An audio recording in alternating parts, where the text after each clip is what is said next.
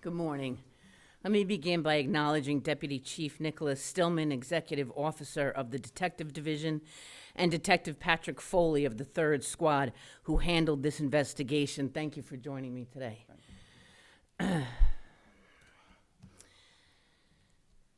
We're here today to announce the upgraded charges against James Luca, who is accused of attempting to detonate an explosive device outside of the Nassau County Department of Social Services building in Uniondale on September 17th as part of a twisted revenge plot targeted at the county's Child Protective Services Agency. Today, we charged James Luca with the crime of terrorism.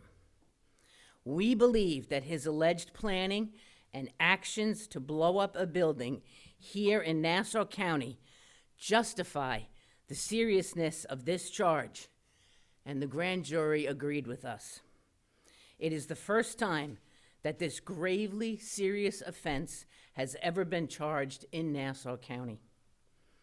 The defendant was also charged with criminal possession of a weapon in the 1st degree, obstructing governmental duties by means of a bomb, destructive device, explosive, or hazardous substance, among other charges. He was arraigned moments ago and remanded into the custody of the Nassau County Correctional Center.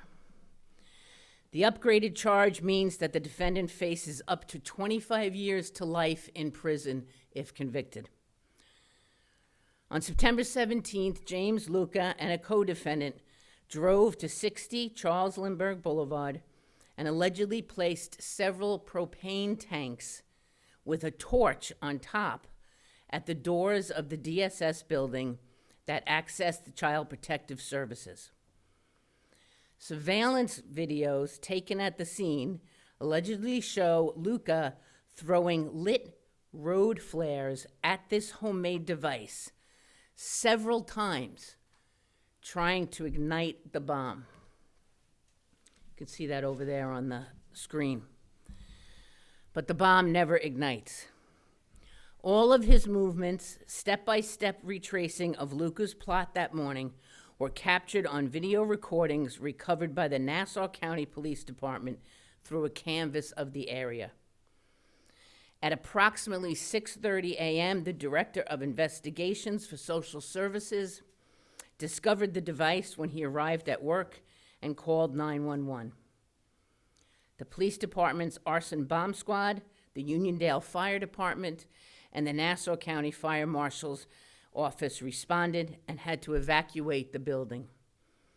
Dozens of employees of DSS, CPS, and the county's Department for the Aging were ushered out of the building in abject terror. It was a nightmare for these innocent men and women who work every day in service to the residents of Nassau County. As police investigated this incident, they found additional evidence of this plot. This included another propane tank. It included additional road flares. James Luca was angry on September 17th, and in the weeks and months before this crime took place. He and his ex-wife had been engaged in a lengthy divorce. They share 4 children between the ages of 7 and 15 years old.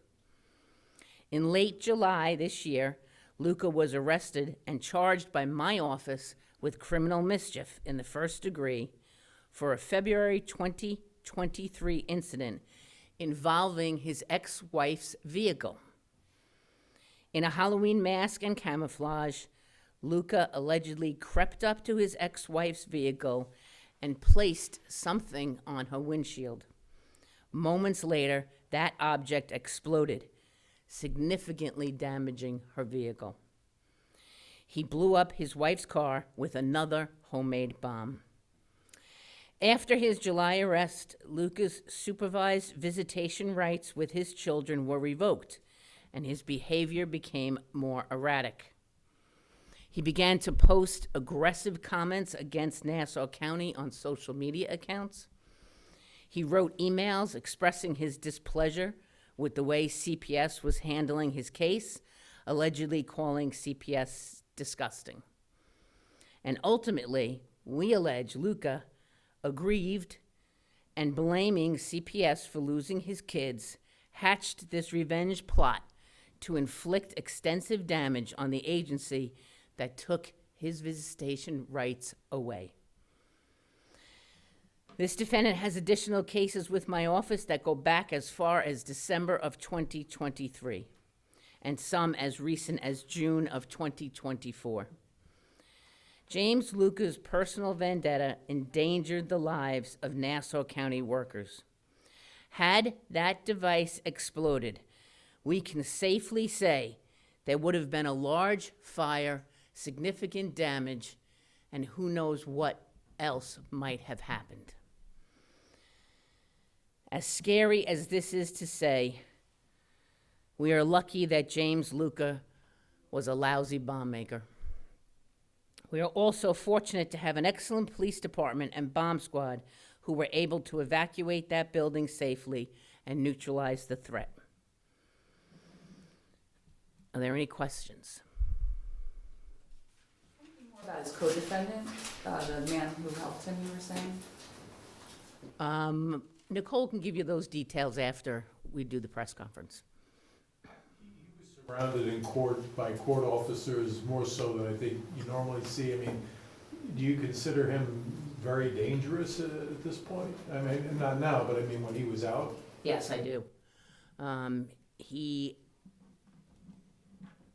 obviously has a revenge plot against not only CPS, I believe, but the county, and I do think he's very dangerous. Can you elaborate any more on what he said on social media? Was he threatening to do harm? More than threats, it was degrading. You know, CPS is doing a lousy job. They don't know what they're doing, that kind of information about them. Why did you decide to use the terrorism charge in this case? Well, because I think it rose to that level. Never before have I seen a case where someone is planting a bomb. You know, this is domestic terrorism that's going to blow up a county building to try to stop CPS from doing something. It definitely rose to that level. Thank you, everyone, for